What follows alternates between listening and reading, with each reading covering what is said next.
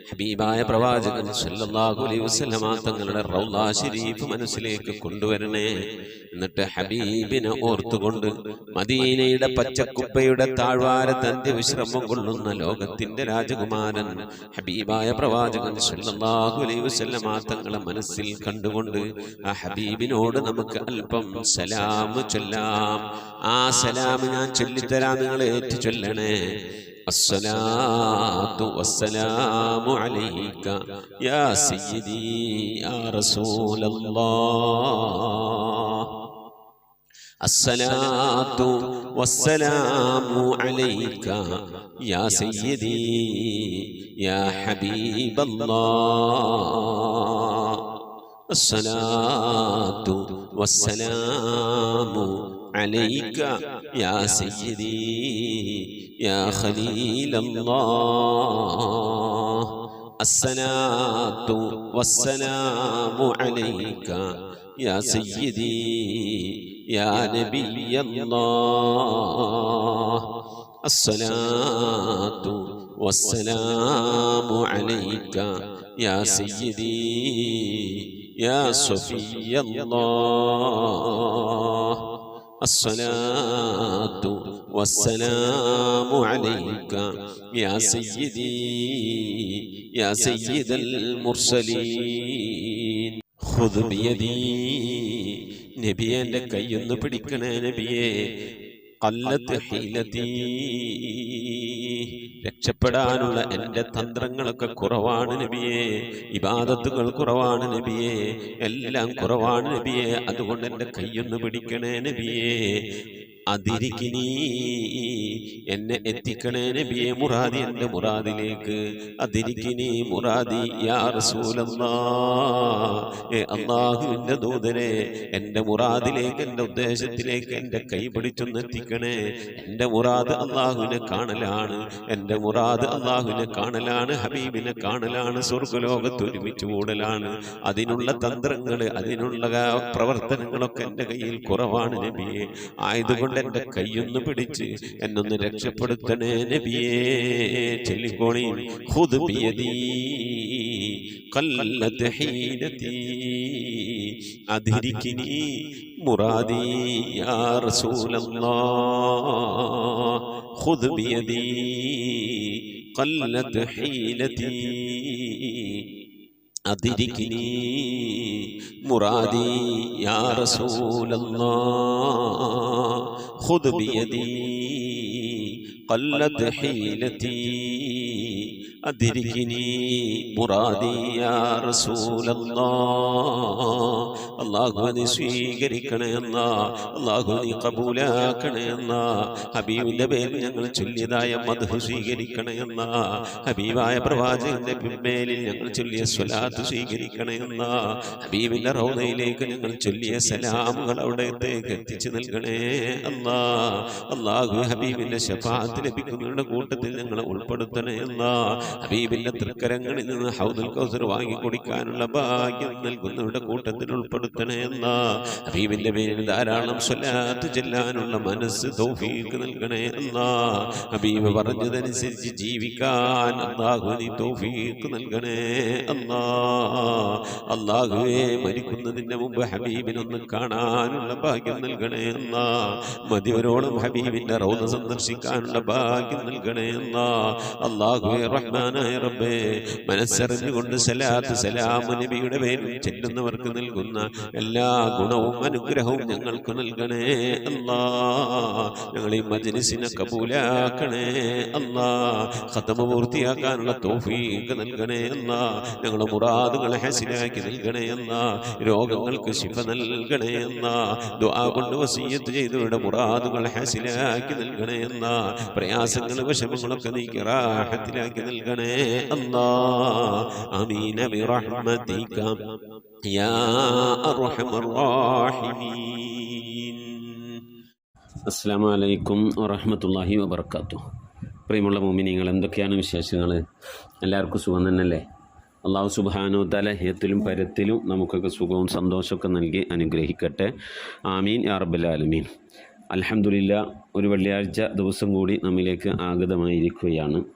അള്ളാഹു വെള്ളിയാഴ്ച രാവും വെള്ളിയാഴ്ച ദിവസവും ഒക്കെ ബഹുമാനിക്കുന്നവരുടെ കൂട്ടത്തിൽ, ബഹുമാനിച്ചവർക്ക് നൽകുന്ന പ്രതിഫലം നൽകുന്നവരുടെ കൂട്ടത്തിൽ അള്ളാഹു നമ്മെ ഏവരെയും ഉൾപ്പെടുത്തി അനുഗ്രഹിക്കട്ടെ. ആമീൻ യാ റബ്ബൽ ആലമീൻ. മുഅ്മിനീങ്ങളെ, ഒരുപാട് ആളുകൾ ദിക്ർ ദുആ വസിയത്ത് ചെയ്തിട്ടുണ്ട്, ദിക്ർ ചൊല്ലിയിട്ടുണ്ട്, സ്വലാത്ത് ചൊല്ലിയിട്ടുണ്ട്, ദുആ വസിയത്ത് ചെയ്തിട്ടുണ്ട്. ഇൻഷാ അല്ലാഹ് ഒക്കെ വായിച്ച് നമുക്ക് പെട്ടെന്ന് ദുആയിലേക്ക് പ്രവേശിക്കാം. ഖദീജ ഒടക്കാലി എറണാകുളം, സ്വലാത്ത് 14,000, ദിക്ർ 7,000, ഒരു ഖത്തം ഓതിയിട്ടുണ്ട്. നാളെ ഉപ്പയുടെ ആണ്ടാണ്, പ്രത്യേകം ദുആ ചെയ്യണം. അല്ലാഹു സുബ്ഹാനഹു വ തആല പ്രിയപ്പെട്ട ഉപ്പാക്ക് മഗ്ഫിറത്ത് നൽകി അനുഗ്രഹിക്കട്ടെ, ഖബറക്കല്ലാഹു വിശാലമാക്കി കൊടുക്കട്ടെ. പ്രിയപ്പെട്ട സഹോദരി ഓതിയതായ ഖത്തം അല്ലാഹു സ്വീകരിക്കട്ടെ. എന്തെങ്കിലും പാകപ്പിഴവുള്ള ഖത്തമിൽ വന്നു പോയിട്ട് അല്ലാഹു വിട്ടുപുറത്ത് മാപ്പാക്കി നൽകട്ടെ. അവർ ചെല്ലിയ സ്വലാത്തുകളും ദിക്റുകളും, ദിക്ർ 7,000 അല്ല 70,000 ദിക്റാണ് ചൊല്ലിയിട്ടുള്ളത്. അല്ലാഹു സുബ്ഹാനഹു വ തആല കബൂൽ ചെയ്യട്ടെ, അർഹമായ പ്രതിഫലം ഇഹത്തിലും പരത്തിലും നൽകി അനുഗ്രഹിക്കട്ടെ. അതിൻ്റെയൊക്കെ മിഥില് സവാബ് കണ്ടുകൊണ്ട് ആ ഖബറിൽ കിടന്നുകൊണ്ട് ആ ഉപ്പാക്കും അതുപോലെ നമ്മളുമായി ബന്ധപ്പെട്ടവരിൽ നിന്ന് ആരൊക്കെ മരിച്ചു പോയിട്ടുണ്ട് അവർക്കും അള്ളാഹു ഖബറിൽ കിടന്ന് സന്തോഷിക്കാനുള്ള തൗഫീഖ് നൽകി അനുഗ്രഹിക്കട്ടെ. ആമീൻ. ആമിന തളിക്കുളം, സ്വലാത്ത് 5,000 ചൊല്ലിയിട്ടുണ്ട്. അള്ളാഹു സുബ്ഹാനഹു വ തആല സ്വീകരിക്കട്ടെ, കബൂലാക്കട്ടെ. ഇനി ഒരുപാട് ആളുകൾ സ്വലാത്തുകൾ ദിക്റൊക്കെ ചൊല്ലിയതുണ്ട്. ഇൻഷാ അല്ലാഹ് ഒക്കെ വായിച്ചു പോവുകയാണ്. അള്ളാഹു സുബ്ഹാനഹു വ തആല എന്ത് ഉദ്ദേശം വെച്ചുകൊണ്ടാണോ പ്രിയപ്പെട്ടവർ സ്വലാത്തുകൾ ചൊല്ലിയത്, അള്ളാഹു സുബ്ഹാനഹു വ തആല ആ ഉദ്ദേശങ്ങളൊക്കെ നിറവേറ്റി കൊടുക്കട്ടെ. ആ പ്രയാസങ്ങൾ വിഷമങ്ങളൊക്കെ നീക്കി ഖൈറിലാക്കി കൊടുക്കട്ടെ. അള്ളാഹു സുബ്ഹാനഹു വ തആല ഈ സ്വലാത്തിനെ ഹബീബിൻ്റെ റൗളയിലേക്ക് എത്തിച്ച് അള്ളാഹു ഖൈറിലാക്കി നൽകട്ടെ. ആമീൻ. ആയിഷ ബീവി മലപ്പുറം, സ്വലാത്ത് 10,000, തഹ്ലീൽ ഇഖ്ലാസ് ഒക്കെ ചൊല്ലിയിട്ടുണ്ട്. അള്ളാഹു സുബ്ഹാനഹു വ തആല സ്വീകരിക്കട്ടെ, അർഹമായ പ്രതിഫലം ഇഹത്തിലും പരത്തിലും നൽകട്ടെ. മരണപ്പെട്ടുപോയ ഭർത്താവിന് മഗ്ഫിറത്ത് നൽകി അനുഗ്രഹിക്കട്ടെ. ശ്വാസമുട്ടൽ മാറാൻ ശനിയാഴ്ച മകൻ്റെ കിണർ കുത്തലാണ്, അധികം ബുദ്ധിമുട്ടാത്ത രീതിയിൽ വെള്ളമൊക്കെ കാണാൻ വേണ്ടി പ്രത്യേകം ആവശ്യം ചെയ്തിട്ടുണ്ട്. അള്ളാഹു സുബ്ഹാനഹു വ തആല രോഗങ്ങൾക്ക് ശിഫ നൽകി അനുഗ്രഹിക്കട്ടെ. അതുപോലെ നമുക്ക് നമ്മുടെ ആവശ്യത്തിനും കുടിക്കാനും മറ്റു ആവശ്യങ്ങൾക്കും ഉതകുന്ന രീതിയിൽ വെള്ളം ലഭിക്കുന്ന നല്ല ശുദ്ധ ജലമുള്ള കിണറാക്കി അള്ളാഹു സുബ്ഹാനഹു വ തആല ആ കിണറിനെ നൽകി അനുഗ്രഹിക്കട്ടെ. ആമീൻ. അസ്മ മലപ്പുറം, സ്വലാത്ത് 2,000, മരണപ്പെട്ടുപോയവർക്ക് വേണ്ടി പ്രത്യേകം അള്ളാഹു സ്വീകരിക്കട്ടെ, മഗ്ഫിറത്ത് നൽകി അനുഗ്രഹിക്കട്ടെ. ആമീൻ. റംല അലിയാർ ചെറുവട്ടൂർ, സ്വലാത്ത് 78,433, ദിക്ർ 60,700. ഗുളിക കൂടാതെ ഉറങ്ങാനും നല്ല സ്ഥലം കിട്ടാനൊക്കെ വേണ്ടി ആവശ്യം ചെയ്തിട്ടുണ്ട്. ആ വാട്സപ്പ് കൂട്ടായ്മയിൽ ആരൊക്കെ ദിക്ർ സ്വലാത്തുകൾ ചൊല്ലിയോ അള്ളാഹു അവർക്കൊക്കെ അർഹമായ പ്രതിഫലം നൽകി അനുഗ്രഹിക്കട്ടെ. അവരുടെയൊക്കെ ഉദ്ദേശങ്ങൾ നിറവേറ്റി അവരുടെയൊക്കെ പാപങ്ങളൊക്കെ പുറത്തു കൊടുത്ത് അവരോടൊപ്പം നാളെ ജന്നാത്തുൽ ഫിർദൗസ് നമ്മളെയും നമുക്ക് എല്ലാവർക്കും ഒരുമിച്ചുകൂടെ അള്ളാഹു തൗഫീഖ് നൽകി അനുഗ്രഹിക്കട്ടെ. അവരിൽ നിന്ന് നമ്മളിൽ നിന്ന് മരിച്ചവരുടെയൊക്കെ കബറിടത്തിലേക്ക് അതിൻ്റെ മിസ്ല സവാബിന് അള്ളാഹു എത്തിക്കട്ടെ. ആമീൻ. അവരുടെ രോഗങ്ങൾക്കൊക്കെ അള്ളാഹു ശിഫ നൽകി റാഹത്തുള്ള സ്ഥലമൊക്കെ നൽകി ഖൈറിലാക്കി കൊടുക്കട്ടെ. ആമീൻ. നബീസ കിഴക്കഞ്ചേരി, സ്വലാത്ത് 5,000, ദിക്ർ 3,200. അള്ളാഹു സ്വീകരിക്കട്ടെ, അർഹമായ പ്രതിഫലത്തിലും വരത്തിലും നൽകി അനുഗ്രഹിക്കട്ടെ. ഫാത്തിമ ബീവി കൊല്ലം, സ്വലാത്ത് 34,000. അവരുടെ സഹോദരങ്ങളും അപ്പച്ചിയുടെ മോനും മോളും കുടുംബാദികളൊക്കെ കൂടി ചൊല്ലിയതായ സ്വലാത്താണ് അള്ളാഹു സ്വീകരിക്കട്ടെ, അർഹമായ പ്രതിഫലം നൽകി അനുഗ്രഹിക്കട്ടെ. ആമീൻ. ആമീന ആസിയ പോക്കർ, സ്വലാത്ത് 3,000. അള്ളാഹു സ്വീകരിക്കട്ടെ, കബൂൽ ചെയ്യട്ടെ. താജുന്നിസ ബീവി കനിയാപുരം, സ്വലാത്ത് 4,500, ദിക്ർ 1000, ഇസ്തിഗ്ഫാർ 600, ഇഖ്ലാസ് 600. എക്സാമിൽ പഠിച്ചത് ഓർമ്മയോടുകൂടി എഴുതാൻ ദുആ ചെയ്യണം. അള്ളാഹു സുബ്ഹാനഹു വ തആല എന്തൊക്കെ ഉദ്ദേശം വെച്ചുകൊണ്ടാണ് ദിക്ർ സ്വലാത്തുകൾ ഇസ്തിഗ്ഫാറൊക്കെ ചെയ്യുന്നത് അള്ളാഹു കബൂൽ ചെയ്യട്ടെ. സൂറത്തുൽ ഇഖ്ലാസ് ഓതിന് അള്ളാഹു കബൂലാക്കട്ടെ, അർഹമായ പ്രതിഫലം നൽകട്ടെ. അവരുദ്ദേശിച്ച രീതിയിൽ അള്ളാഹു എക്സാമിലൊക്കെ എളുപ്പം നൽകി റാഹത്ത് നൽകി ഉന്നത വിജയമൊക്കെ നൽകി അനുഗ്രഹിക്കട്ടെ. ആമീൻ. സഫിയ ഹസൻ മൂവാറ്റുപുഴ, സ്വലാത്ത് 6,000, ഹജ്ജ് ഉംറ നിർവഹിക്കാനുള്ള ആരോഗ്യത്തിന് വേണ്ടി ദുആ ചെയ്യണം. അള്ളാഹു സുബ്ഹാനഹു വ തആല ആരുടെ പേരിലാണ് സ്വലാത്ത് ചൊല്ലിയ ആ റസൂലുള്ളാഹിന്റെ ഹളറത്തിലേക്ക് പ്രിയപ്പെട്ട സഫിയ ഹസൻ മൂവാറ്റുപുഴ യാതൊരു ബുദ്ധിമുട്ടും പ്രയാസവും വിഷമവും കൂടാതെ അള്ളാഹു എത്തിച്ചു നൽകട്ടെ. മഖബൂലും മബ്റൂറുമായ ഹജ്ജും ഉംറയും മർദിയായ സിയാറത്തൊക്കെ ചെയ്യാൻ അള്ളാഹു തൗഫീഖ് നൽകട്ടെ. ആമീൻ. അതുപോലെ റയ്യാനത്ത് കോട്ടക്കൽ, സ്വലാത്ത് 7,000. അള്ളാഹു സുബ്ഹാന മുറാദ് ഹസിലാവാൻ മരണപ്പെട്ടുപോയവർക്കൊക്കെ വേണ്ടി മഗ്ഫിറത്തിന് മരണസമയത്ത് ഈമാനോടുകൂടി മരിക്കാനൊക്കെ ആവശ്യം ചെയ്തിട്ടുണ്ട്. അള്ളാഹു കബൂലാക്കട്ടെ, അർഹമായ പ്രതിഫലത്തിലും പരത്തിലും നൽകട്ടെ. നമ്മളൊക്കെ മരണം അള്ളാഹു നന്നാക്കി തരട്ടെ. മരണപ്പെട്ടുപോയവരുടെ ഹളറത്തിലേക്ക് അതിൻ്റെ മിഥില തവാബിന് അള്ളാഹു എത്തിച്ച് നൽകട്ടെ. ആമീൻ. സുബൈദ കൈപ്പ മംഗലം, സ്വലാത്ത് 10,000.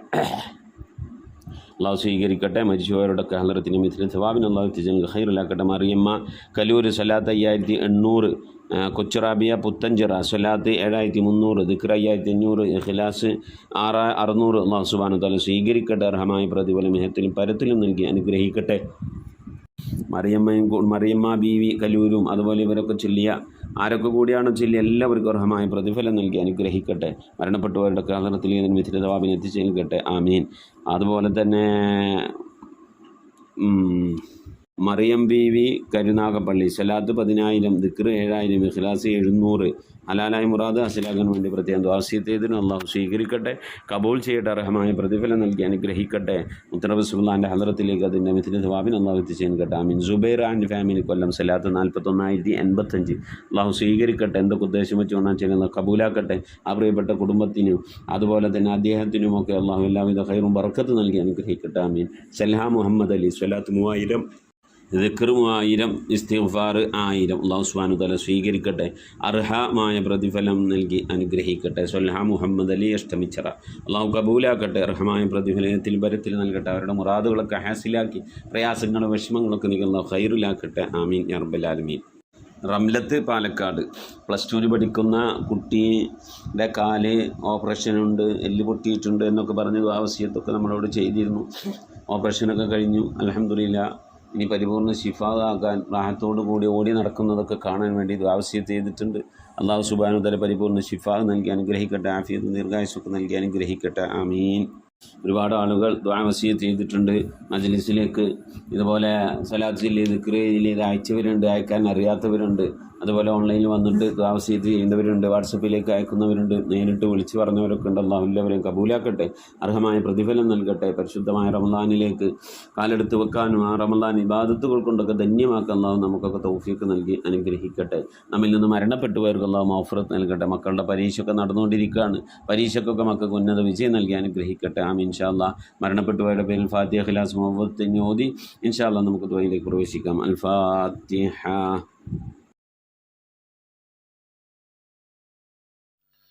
أعوذ بالله من الشيطان الرجيم. بسم الله الرحمن الرحيم. الحمد لله رب العالمين الرحمن الرحيم مالك يوم الدين إياك نعبد وإياك نستعين اهدنا الصراط المستقيم صراط الذين أنعمت عليهم غير المغضوب عليهم ولا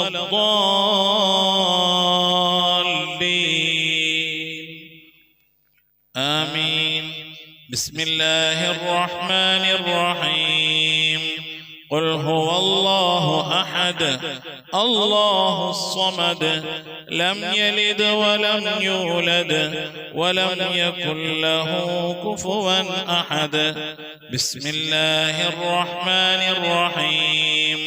قل هو الله أحد الله الصمد لم يلد ولم يولد ولم يكن له كفوا أحد.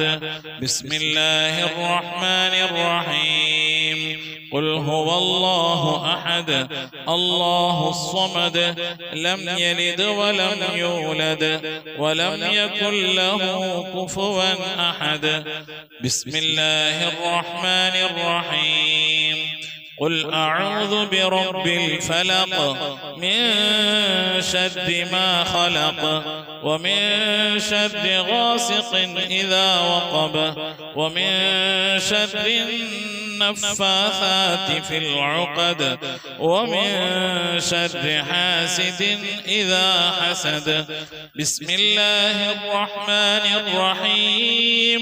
قل أعوذ برب الناس ملك الناس إله الناس من شر الوسواس الخناس الذي يوسوس في صدور الناس من الجنة والناس. صدق الله صدق الله صدق الله العلي العظيم. آمين آمين. الحمد لله رب العالمين. اللهم صل على سيدنا محمد وعلى آل سيدنا محمد. محمد اللهم صل على سيدنا محمد الفاتح لما أغلق والخاتم لما سبق ناصر الحق بالحق والهادي إلى صراطك المستقيم وعلى آله حق قدره ومقداره العظيم. لا إله إلا الله الموجود بكل زمان، لا إله إلا الله المعروف بكل إحسان، لا إله إلا الله المعبود بكل مكان، لا إله إلا الله المذكور بكل لسان، لا إله إلا الله كل يوم هو في شأن، لا إله إلا الله الأمان الأمان من زوال الإيمان من شر الشيطان ومن ظلم السلطان يا قديم الإحسان يا غفور يا غفار برحمتك يا أرحم الراحمين. പടച്ചവനെ ലോകരക്ഷിതാവേ അർഹമുറാഹിമായ അല്ലാഹ്, ഞങ്ങൾ ഓതിയതായ പരിശുദ്ധമായ ഖുർആൻ ശരീഫിനെ നീ സ്വീകരിക്കണേ അല്ലാഹ്. റബ്ബേ, ഞങ്ങൾ ചൊല്ലിയതായ സ്വലാത്തുകളെ ദിക്റുകളെ നീ സ്വീകരിക്കണേ അല്ലാഹ്. റഹ്മാനായ റബ്ബേ, ഞങ്ങൾ ഓതിയതായ അസ്മാഉൽ ഹുസ്ന നീ സ്വീകരിക്കണേ അല്ലാഹ്. ഹബീബിന്റെ മദ്ഹ് ചൊല്ലിയത് നീ ഖബൂലാക്കണേ അല്ലാഹ്. ഹബീബിന്റെ മേൽ ഞങ്ങൾ സലാം പറഞ്ഞത് നീ സ്വീകരിക്കണേ അല്ലാഹ്. അല്ലാഹു ഇതൊക്കെ നാളെ ഞങ്ങളെ ഖബറിലേക്ക് ഉപകരിക്കുന്ന സൽക്കർമ്മമാക്കണേ അല്ലാഹ്. റബ്ബേ, വെള്ളിയാഴ്ച ദിവസം റബ്ബേ സുബ്ഹി നമസ്കാരത്തിന് ശേഷം നിന്റെ പരിശുദ്ധമായ കലാമ് നിവർത്തി വെച്ച് ഖുർആൻ ഓതി അൽ-കഹ്ഫ് സൂറത്ത് ഓതി അല്ലാഹുവേ ദിക്ർ ചൊല്ലി സ്വലാത്ത് ചൊല്ലി നിന്റെ ഹബീബിന്റെ മദ്ഹ് പറഞ്ഞ് നിന്റെ ദർബാറിലേക്ക് കരങ്ങൾ ഉയർത്തുന്നു അല്ലാഹ്. നീ ഞങ്ങളെ സ്വീകരിക്കണേ അല്ലാഹ്. സംഭവിച്ചു പോയ സർവ്വാപരാധങ്ങൾ ഞങ്ങൾക്ക് നീ വിട്ടുപുറത്ത് മാപ്പാക്കി തരണേ അല്ലാഹ്. ഞങ്ങളിവിടെ ചൊല്ലിയതിൻ്റെ ഓതിയതിൻ്റെ ഒരുമിച്ച് ഓടിയതിൻ്റെ കമിത്തിന് സവാബിന് ഹബീബായ പ്രവാചകൻ മുത്ത് മുഹമ്മദ് മുസ്തഫ സല്ലല്ലാഹു അലൈഹി വസല്ലം തങ്ങളെ ഹദ്റത്തിലേക്ക് എത്തിക്കണേ അല്ലാഹ്. അവിടുത്തെ ശഫാഅത്ത് ലഭിക്കുന്നവരുടെ കൂട്ടത്തിൽ ഈ ഭാവികളായി ഞങ്ങളെ നീ ഉൾപ്പെടുത്തണേ അല്ലാഹ്. എല്ലാ അമ്പിയാക്കളും മുർസലീങ്ങൾ അവരുടെ അനുചരന്മാരുടെ ഹദ്റത്തിലേക്ക് എത്തിക്കണേ അല്ലാഹ്. അസ്ഹാബുൽ ബദരീങ്ങൾ ഉഹദീങ്ങൾ ഖന്ദഖീങ്ങൾ എല്ലാ സഹാബത്തെ കിറാമിന്റെ ഹദ്റത്തിലേക്ക് എത്തിക്കണേ അല്ലാഹ്. അഹ്ലു ബൈത്തിന്റെ ഹദ്റത്തിലേക്ക് ഉമ്മഹാത്തുൽ മുഅ്മിനീങ്ങളുടെ ഹദ്റത്തിലേക്ക് അയിമ്മത്തുൽ മുജ്തഹിദീങ്ങളുടെ ഹദ്റത്തിലേക്ക് ഖുലഫാഉർ റാഷിദീങ്ങളുടെ ഹദ്റത്തിലേക്ക് അല്ലാഹുവേ എല്ലാ ഔലിയാക്കളുടെ ഹദ്റത്തിലേക്ക് സ്വാലിഹീങ്ങളുടെ സജ്ജനങ്ങളുടെ മശായിഖന്മാരുടെ ഖൈറുൽ അഹ്ലുവാരുടെ ശുഹദാക്കളുടെ സിദ്ദീഖീങ്ങളുടെ ഹദ്റത്തിലേക്ക് എത്തിക്കണേ അല്ലാഹ്. റബ്ബേ, അവർക്കൊക്കെ നിന്റെ അടുക്കലുള്ള പദവികളെ ദറജകളെ സ്ഥാനങ്ങളും ഉയർത്തി കൊടുക്കണേ അല്ലാഹ്. അവരുടെ ഹഖ് ജാഹ് ബർക്കത്ത് കൊണ്ട് ഈ പാപികളായി ഞങ്ങളെ നീ രക്ഷപ്പെടുത്തണേ അല്ലാഹ്. ദുനിയാവിനും ആഖിറത്തിനും രക്ഷപ്പെടുത്തണേ അല്ലാഹ്. ദുനിയാവിനും ആഖിറത്തിനും സലാമത്തിലാക്കണേ അല്ലാഹ്. റഹ്മാനായ റബ്ബേ, ഞങ്ങളുടെ ദോഷങ്ങളൊക്കെ വിട്ടുപുറത്ത് മാപ്പാക്കി തരണേ അല്ലാഹ്. ഞങ്ങളുടെ ദോഷങ്ങളുടെ കാഠിന്യം കൊണ്ട് ഞങ്ങളെ നീ ശിക്ഷിക്കല്ല അല്ലാഹ്. ഞങ്ങളെ നീ പരീക്ഷിക്കല്ല അല്ലാഹ്. മാരകമായ രോഗങ്ങൾ തന്ന് ഞങ്ങളെ നീ പരീക്ഷിക്കല്ല അല്ലാഹ്. സാമ്പത്തിക മാനസികമായ പ്രയാസങ്ങൾ തന്ന് ഞങ്ങൾ നീ പരീക്ഷിക്കല്ല അല്ലാഹ്. റഹ്മാനായ റബ്ബേ, അല്ലാഹുവേ, ദുനിയാവിൽ ഞങ്ങൾ സംഭവിച്ചു പോയതൊക്കെ നീ വിട്ടുപുറത്ത് മാപ്പാക്കണേ അല്ലാഹ്. അത് നീ ഖബറിലേക്ക് മാറ്റിവെക്കല്ല അല്ലാഹ്. നാളെ മഹ്ശറയിലേക്ക് മാറ്റിവെക്കല്ല അല്ലാഹ്. നാളെ ഹിസാബിൻ്റെ വേളയിലേക്ക് മാറ്റിവെക്കല്ല അല്ലാഹ്. നീ ഞങ്ങൾക്ക് വിട്ടുപുറത്ത് മാപ്പാക്കി തരണേ അല്ലാഹ്. ഒരു മനുഷ്യൻ ഖബറിൽ നിന്ന് രക്ഷപ്പെട്ടാൽ ദുനിയാവിൽ നിന്ന് ആഖിറത്തിലേക്കുള്ള കടമ്പകൾ കടക്കുന്നതിന് ആദ്യത്തെ കടമയാണ്, ആദ്യത്തെ തടസ്സമാർഗമാണ് ഖബർ എന്ന് പറയുന്നത്. ഖബറിൽ നിന്ന് രക്ഷപ്പെട്ടാൽ അവൻ എല്ലാ സ്ഥലത്തു നിന്ന് രക്ഷപ്പെടുമെന്ന. അതുകൊണ്ട് റബ്ബേ, ഞങ്ങളെ ഖബറിൽ നിന്ന് രക്ഷപ്പെടുത്തണേ അല്ലാഹ്. അല്ലാഹു, ഞങ്ങളോട് ചൊല്ലിയതിൻ്റെ ഓതിയതിൻ്റെ ഒരുമിച്ച് കൂടിയതിൻ്റെ ഒക്കെ മിഥില സവാബിന് ഞങ്ങളുടെ പലടപ്പെട്ടു പോയി ഉമ്മയുടെ ഹദ്റത്തിലേക്ക്, ഉപ്പയുടെ ഹദ്റത്തിലേക്ക്, ഭാര്യയുടെ ഹദ്റത്തിലേക്ക്, ഭർത്താവിൻ്റെ ഹദ്റത്തിലേക്ക്, സന്താനങ്ങളുടെ ഹദ്റത്തിലേക്ക്, പേരമക്കളുടെ ഹദ്റത്തിലേക്ക്, വല്യപ്പമാരുടെ വല്യമ്മമാരുടെ ഹദ്റത്തിലേക്ക്, റഹ്മാനായ റബ്ബേ, സഹോദരി സഹോദരന്മാരുടെ ഹദ്റത്തിലേക്ക് ഞങ്ങളുമായി അങ്ങനെ ബന്ധപ്പെട്ട പലവരും മരിച്ചു പോയിരിക്കുന്നു അല്ലാഹ്. ഉമ്മ വഴിക്ക്, ഉപ്പ വഴിക്ക്, കൂട്ടുകുടുംബാദികൾ, ബന്ധുമിത്രാദികൾ പലവരും മരണപ്പെട്ടു പോയിട്ടുണ്ട് അല്ലാഹ്. അവരുടെയൊക്കെ ഹദ്റത്തിലേക്ക് നിന്റെ മിഥില സവാബിന് എത്തിക്കണേ അല്ലാഹ്. അവരൊക്കെ ഓർത്തുകൊണ്ട് ഞങ്ങൾ ഈ വെള്ളിയാഴ്ച ദിവസം ഒരുമിച്ച് കൂടി ചൊല്ലിയതിൻ്റെ ഓതിയതിൻ്റെ ഒക്കെ മിഥില സവാബ് കണ്ടുകൊണ്ട് അവർക്ക് വേണ്ടി ദുആ ചെയ്ത് അവരുടെ ഖബറിലേക്ക് ഹദിയാക്കും. അതിൻ്റെ ഒക്കെ പ്രതിഫലം ഖബറിലേക്ക് എത്തുമ്പോൾ ഈ പ്രതിഫലമൊക്കെ കണ്ടുകൊണ്ട് ആ പ്രിയപ്പെട്ടവർക്ക് സന്തോഷിക്കാനുള്ള തൗഫീഖ് നൽകണേ അല്ലാഹ്. നാളെ ഞങ്ങളുടെ ഖബറിലേക്കുള്ള സന്തോഷമാക്കണേ അല്ലാഹ്. ഞങ്ങളെ ചൊല്ലിയതിന് ഒരുമിച്ച് കൂട്ടിയതിനൊക്കെ റഹ്മാനായ റബ്ബേ, നിന്റെ മഹദ് കൊണ്ട് അല്ലാഹ് ഞങ്ങളിൽ നിന്ന് മരണപ്പെട്ടു പോയതിൻ്റെ ഖബർ നീ സന്തോഷത്തിലാക്കി കൊടുക്കണേ അല്ലാഹ്. കണ്ണെത്താ ദൂരത്തേക്ക് ഖബർ നീ വിശാലമാക്കി കൊടുക്കണേ അല്ലാഹ്. എന്തെങ്കിലും വിധ പ്രയാസങ്ങൾ വിഷമങ്ങൾ ഖബറിൽ അനുഭവിക്കുന്നുവെങ്കിൽ പ്രിയപ്പെട്ടവർക്ക് നീ സലാമത്ത് നൽകണേ അല്ലാഹ്. നിന്റെ കൃപയുടെ കാരുണ്യത്തിൻ്റെ വിട്ടുവീഴ്ചയുടെ ശിക്ഷയുടെ മഗ്ഫിറത്തിൻ്റെ കവാടങ്ങൾ അവരുടെ കബറിടത്തിലേക്ക് തുറന്നെടുത്തുകൊണ്ട് അവിടെ നീ സന്തോഷത്തിലാക്കണേ അല്ലാ. റഹ്മാനായ റബ്ബേ അല്ലാഹുവേ, ഈ മഹത്തായ മജ്ലിസിൽ ദുആ കൊണ്ട് വസിയത്ത് ചെയ്തിട്ടുള്ള എൻ്റെ പ്രിയപ്പെട്ട ഉപ്പമാർ, ഉമ്മമാർ, സഹോദരി സഹോദരന്മാർ എല്ലാവരെയും മുറാദുകളെ ഹസിലാക്കണേ അല്ലാ. സങ്കടങ്ങൾ, പ്രയാസങ്ങൾ, വിഷമങ്ങൾ, ബുദ്ധിമുട്ടുകൾ, മശക്കത്തുകളൊക്കെ നീക്കി കൊടുക്കണേ അല്ലാ. രോഗശമനത്തിനായി ദുആ വസിയത്ത് ചെയ്തവരുണ്ട് റബ്ബേ, നീ ശിഫാ നൽകണേ അല്ലാ. പലതരത്തിലുള്ള അസുഖം കൊണ്ട് പ്രയാസപ്പെടുന്നവരുണ്ട്, മാനസിക രോഗങ്ങൾ കൊണ്ട് വിഷമിക്കുന്നവരുണ്ട്, ശാരീരിക രോഗങ്ങൾ കൊണ്ട് പ്രയാസപ്പെടുന്നവരുണ്ട്, സാമ്പത്തിക പ്രതിസന്ധികൾ കൊണ്ട് ബുദ്ധിമുട്ടുന്നവരുണ്ട്. എല്ലാ പ്രയാസങ്ങളും പ്രതിസന്ധികളും ഞങ്ങൾ നീ കാക്കണേ അല്ലാ. ഓപ്പറേറ്റീവ് ചെയ്യേണ്ട രോഗം കൊണ്ട് പ്രയാസപ്പെടുന്നവരുണ്ട്. റഹ്മാനായ റബ്ബേ, വാർദ്ധക്യ സഹജമായ രോഗം കൊണ്ട് വിഷമിക്കുന്നവരുണ്ട്, ആശുപത്രിയിൽ അഡ്മിറ്റായ രോഗികളുണ്ട്, ആശുപത്രികളിൽ നിന്ന് മടക്കിയ രോഗികളുണ്ട്. അല്ലാഹു എല്ലാവർക്കും ശിഫ നൽകുന്നവനെയാണല്ല അല്ലാ. രോഗങ്ങൾക്ക് നീ ശിഫ നൽകണേ അല്ലാ. ആഫിയത്തുള്ള ദീർഘായുസ് നൽകി അനുഗ്രഹിക്കണേ അല്ലാ. റഹ്മാനായ റബ്ബേ, ക്യാൻസർ, ട്യൂമർ പോലത്തെ രോഗങ്ങൾ, പകർച്ചവ്യാധികളൊക്കെ കാക്കണേ അല്ലാ. ക്യാൻസർ ബാധിച്ച് പ്രയാസപ്പെടുന്നവരുണ്ട് റബ്ബേ, പലവരും ദുആ വസിയത്ത് ചെയ്തിട്ടുണ്ട് അല്ലാ. അത്തരത്തിലുള്ള രോഗാണുക്കളിൽ നിന്നൊക്കെ ഞങ്ങളെ നീ കാക്കണേ അല്ലാ. തൈറോയിഡ് കൊണ്ട് പ്രയാസപ്പെടുന്നവരുണ്ട് റബ്ബേ, വയറ്റിൽ മുഴ കൊണ്ട് പ്രയാസപ്പെടുന്നവരുണ്ട്, ശരീരത്തിന് ഉദപാന തടിപ്പ് കൊണ്ട് പ്രയാസപ്പെടുന്നവരുണ്ട്. ബേജാറിലാണ് റബ്ബേ, ഞങ്ങളിൽ പലവരും പ്രയാസത്തിലാണ്, വിഷമത്തിലാണ്. ക്യാൻസർ എന്ന മഹാമാരിയെ തൊട്ട് കാക്കണേ അല്ലാ. ഞങ്ങളറിയാതെ ഞങ്ങളുടെ ശരീരത്തിലെങ്ങാനും അത്തരത്തിലുള്ള രോഗങ്ങളുണ്ടെങ്കിൽ എല്ലാം അറിയുന്ന റബ്ബേ, ഞങ്ങൾ അറിയുന്നതിന് മുമ്പ് അതിന് നീ ശിഫാ നൽകി അനുഗ്രഹിക്കണേ അല്ലാ. റഹ്മാനായ റബ്ബേ അല്ലാഹുവേ, ദിക്ർ ചൊല്ലിയവരുണ്ട്, സ്വലാത്ത് ചൊല്ലിയവരുണ്ട്, ഖുർആൻ ഓതിയവരുണ്ട്, ഖതം ഓതുന്നവരുണ്ട്. റഹ്മാനായ റബ്ബേ, മജ്ലിസിലേക്ക് ഹദിയ അയച്ചു തന്നവരുണ്ട്. എല്ലാവരെയും നീ കബൂലാക്കണേ അല്ലാ, നീ സ്വീകരിക്കണേ അല്ലാ. ഖുർആന്റെ അഹലുകാരെ ഞങ്ങളെ നീ ഉൾപ്പെടുത്തണേ അല്ലാ. റഹ്മാനായ റബ്ബേ, ഖുർആൻ നെഞ്ചോട് ചേർത്ത് പിടിക്കാൻ നീ തൗഫീഖ് നൽകണേ അല്ലാ. ദുആ കൊണ്ട് വസിയത്ത് ചെയ്ത പ്രിയപ്പെട്ട എല്ലാവരെയും നീ കബൂലാക്കണേ അല്ലാ. ഈ മജ്ലിസിന്റെ ലിങ്കുകൾ മറ്റുള്ളവരിലേക്ക് അയച്ചു കൊടുത്തുകൊണ്ട് പരിശുദ്ധ ഖുർആന്റെ തീരത്തേക്ക് ആളുകളെ ക്ഷണിക്കുന്നവരുണ്ട് റബ്ബേ. അതുപോലെ ഓരോ ആഴ്ചയും ദിക്റുകൾ ചൊല്ലി, സ്വലാത്തുകൾ ചൊല്ലി എണ്ണി രേഖപ്പെടുത്തി വെച്ചുകൊണ്ട് വെള്ളിയാഴ്ചത്തെ മജ്ലിസിൽ ദുആ ചെയ്യാൻ വേണ്ടി വ്യാഴാഴ്ച ഇശാ ആകുമ്പോഴേക്കും വാട്സപ്പിലൂടെ അയച്ചുകൊണ്ട് ദുആ വസിയത്ത് ചെയ്യുന്ന എൻ്റെ പ്രിയപ്പെട്ട ഉപ്പമാർ, ഉമ്മമാർ, വല്ലിപ്പമാർ, വല്യമ്മമാർ, സഹോദരി സഹോദരന്മാർ എല്ലാവരെയും നീ കബൂലാക്കണേ അല്ലാ. റഹ്മാനായ റബ്ബേ, ദുആ കൊണ്ട് വസിയത്ത് ചെയ്ത എൻ്റെ പ്രിയപ്പെട്ടവർ പലവരും കടം കൊണ്ട് വിഷമിക്കുന്നവരാണ്, നീ സലാമത്ത് നൽകണേ അല്ലാ. മക്കളില്ലാതെ സങ്കടപ്പെടുന്നവരുടെ സ്വാലിഹ്യങ്ങളായ മക്കളെ നൽകണേ അല്ലാ. മക്കളുടെ വിവാഹം നടക്കാതെ വിഷമിച്ചിരിക്കുന്നവരുടെ ഖൈറായണകളെ നൽകണേ അല്ലാ. റഹ്മാനായ റബ്ബേ, വിവാഹം ഉറപ്പിച്ച മക്കളൊക്കെ ഉണ്ട് അല്ലാ, നല്ല നില കെട്ടിച്ചേക്കാനുള്ള തൗഫീഖ് നൽകണേ അല്ലാ. അതിനുള്ള സാമ്പത്തിക അഭിവൃദ്ധി നൽകണേ അല്ലാ. റബ്ബേ, ഞങ്ങളെ മഈശത്തിന്റെ മേഖലയിലൊക്കെ ബർക്കത്ത് നൽകണേ അല്ലാ. ഞങ്ങളുടെ ജോലികളിൽ, ബിസിനസ്സുകൾ, കച്ചവടങ്ങളിലൊക്കെ നീ ബർക്കത്ത് നൽകണേ അല്ലാ. ബർക്കത്തുള്ള സമ്പത്ത് നൽകണേ അല്ലാ. ധാരാളം സദഖ കൊടുക്കാനും സക്കാത്തൊക്കെ കൊടുക്കാനും ഉതകുന്ന രീതിയിൽ സാമ്പത്തിക അഭിവൃദ്ധിയും അതൊക്കെ ചെയ്യാനുള്ള മനസ്സും തൗഫീഖൊക്കെ ഞങ്ങൾക്ക് നൽകണേ അല്ലാ. റഹ്മാനായ റബ്ബേ, വാടക വീട്ടിൽ താമസിക്കുന്നവരുണ്ട്, സ്വന്തമായി മണ്ണില്ലാത്തവരുണ്ട്, സ്വന്തമായി വീടില്ലാത്തവരുണ്ട്. അല്ലാഹു, ഇതൊന്നും നിനക്കൊരു പ്രശ്നമല്ലല്ല അല്ലാ. വീടില്ലാത്തവർക്ക് വീട് നൽകണേ അല്ലാ. വീട് പണി തുടങ്ങി വെച്ചവർക്ക് പൂർത്തിയാക്കി കൊടുക്കണേ അല്ലാ. ജോലിയില്ലാതെ പ്രയാസപ്പെടുന്നവരുണ്ട്, വിദേശത്തും സ്വദേശത്തും കൊണ്ട് വിസ കിട്ടാതെ, അക്കാമ കിട്ടാതെ, ലൈസൻസ് കിട്ടാതെ ഒക്കെ പ്രയാസപ്പെടുന്നവർ അല്ലാഹു നീ സലാമത്തിലാക്കണേ അല്ലാ. ശത്രുതകളിൽ നിന്ന്, സിഹ്റുമാരണങ്ങളിൽ നിന്ന്, ശൈത്താനിയത്തിന്റെ ജിന്നിഫിരീത്ത് റുഹാനിയത്തിന്റെ ഉപദ്രവങ്ങളിൽ നിന്നൊക്കെ കാക്കണേ അല്ലാ.